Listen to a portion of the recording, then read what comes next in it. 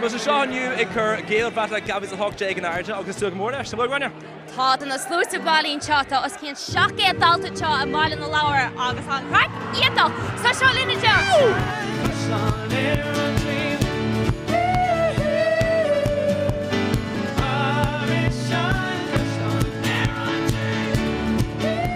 So tá Bronnadh Gaelbhratach ar siúil inniu, so tá thart ar seachtó scóil ó futfad na tíir idir bun levéil agus man levéil tá le chéile le ceilúirí hena bhar an obair go léir tá déanta acu agus dá bliana tá gceist an bun levéil agus bliana amháin den ar bun levéil so tá iirecht an céad go déanta acu agus ceilúirí go obair go léir.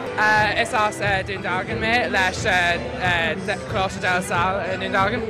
Agus Annie seo dá céidir le bhéon seo? Tá sé mar céidir agus céir a ceapan tú faoin lágadtí seo? Tá sé go híntaach. Carbhaisibh? Is mi sé méibh agus sa mé as Gaeilge. Is mi sé sa? Agus as Gaeilge cumáid bhunscoileanna. Carbhanig se bheas?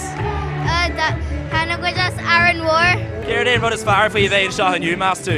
An ceol. An ceol. Am I live Seo Linn? Smile Mahanrad. Across the word in there. Right. Across the word in there. So cén time ar ag sibh imagine? Shocked. Lahanne shocked.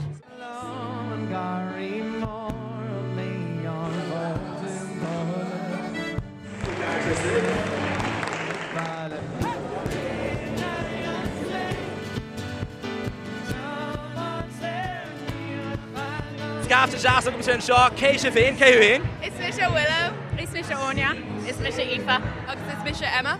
Agus Carbhaisibh? Átha Cliath.